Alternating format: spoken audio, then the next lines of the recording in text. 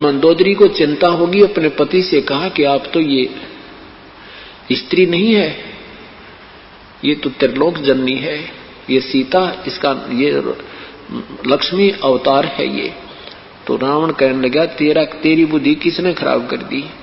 ये जंगल में फिर मस्करे, मांसाहारी, मर्ग मारते, तो उसको भगवान बताती है? अपना काम कर, ज्यादा मत बोलना मेरे सामने। अब बहुत कहा पर नहीं माना। विभीषण ने भी कहा तो विभीषण को भी धमका दिया, बकवाद मत करे तू गणा। अब अपने सुहाग की चिंता हर बहन को होती है। भगवान से फिर प्रार्थना की है, प्रभु हे गुरुदेव आप मेरे पति को सद्बुद्धि दो। प्रभु ने कहा बेटी ये कर्महीन इंसान है और इसके गुरुदेव ने इसको उल्टा रंग दिया, अब ये मानता नहीं, इसका बहुत बुरा स्वभाव हो चुका है। तो मंदोदरी ने कहा प्रभु मेरी आत्मा संतुष्ट हो जाएगी, एक बार आप प्रार्थना कर, आप इसको एक बार समझा दोगे, और नहीं मानेगा तो मैं विधवा भी हो जाऊंगी, मुझे दुख नहीं होगा। परमेश्वर ने सोचा या नादान, इस निकम्मे गेला यह भी मरेगी, इसमें फिर ये मन में खोट रहेगा। गुरुजी ने नहीं कहा तो मेरा सुहाग बच जाता। परमात्मा ने कहा अच्छा बेटी जाता हूं। परमात्मा पहुंचे वहां। उस दिन इसने अपना दरबार लगा रखा था रावण ने, और अपनी को गुप्त गोष्ठी कर रहा था। परमेश्वर ने जाके पहरेदारों से कहा कि द्वारपालों मुझे अंदर जाने दो, भगवान रावण से पूछो मैं मिलना चाहता हूं, एक मुनिंदर नाम के ऋषि आए हैं, रावण का दर्शन करना चाहते हैं। पहरेदारों ने कहा कि आज हमें विशेष हिदायत है कि आज के दिन हम किसी को ना तो अंदर जाने दें, ना अंदर संदेशा लेने जा सकते हैं। आज तो अंदर का संदेशा बाहर आ सकता है, बाहर का अंदर नहीं जा सकता।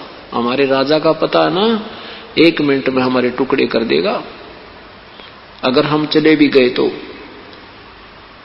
अब परमात्मा ने क्या किया, अंतर्ध्यान हुए प्रभु, और रावण की स्टेज के सामने ऐसे बीच में गैलरी सी होती है, लंबा बहुत बड़ा दरबार था, तो सामने आते नजर आए ऋषि रूप में। रावण ने कहा ये कौन आ रहा है, मेरे आदेश बिना इसको कैसे आने दिया? तो गुप्त मीटिंग हो रही थी। बुलाओ उन पहरेदारों को और कलम कर दो उनके गर्दन को। क्रोधी आदमी, तमोगुण का उपासक, राक्षस स्वभाव का धारण किया हुआ।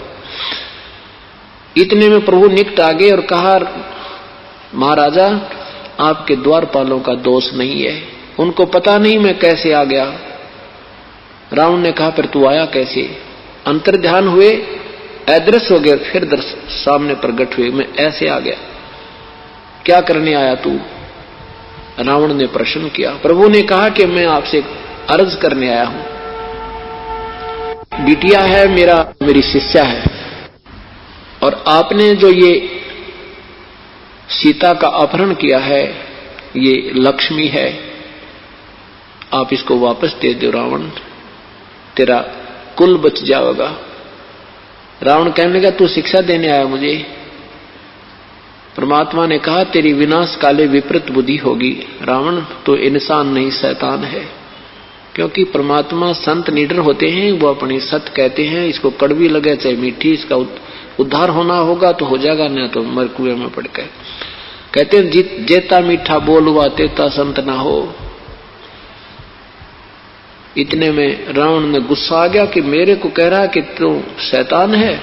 अब तलवार निकाल कर वहीं से इतने ऊंचे आसन पर बैठा था, नीचे छलांग लगा दी, पैड़िया में कभी नहीं आया, और इतना क्रोधित हो गया कि इसके टुकड़े टुकड़े कर देता हूं।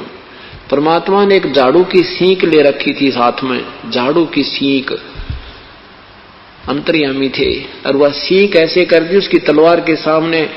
रावण जैसा योद्धा जिसने राम के छक्के छुड़ा दिए थे एक बार, वो तो विभीषण ने बताया कि इसके नाभि में अमृत है, और वो भी काफी दिन से लगा रहा, वो नाभि में तीर भी नहीं लग पाया था, इतना प्रबल योद्धा था।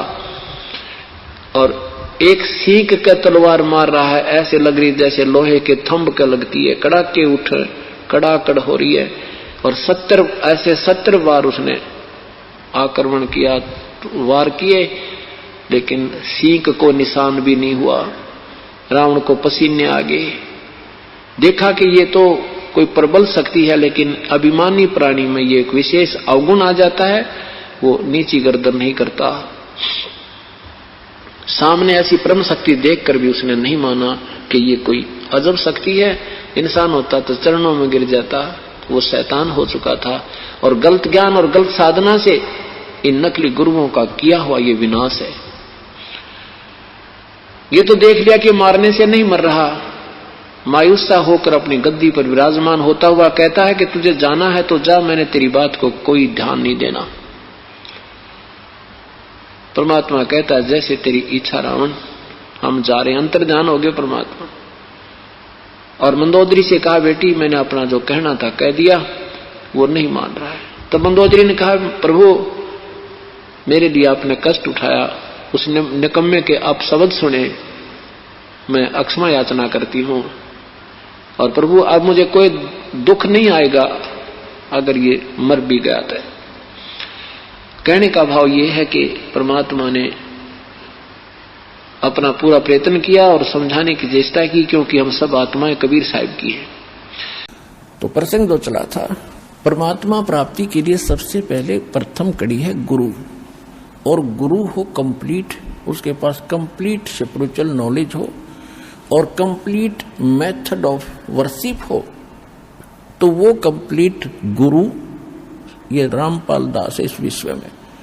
अपना कल्याण कराओ और दृढ़ होकर लग जाओ और मोक्ष कराओ। चलो सतलोक में। बोलो सतगुरुदेव की।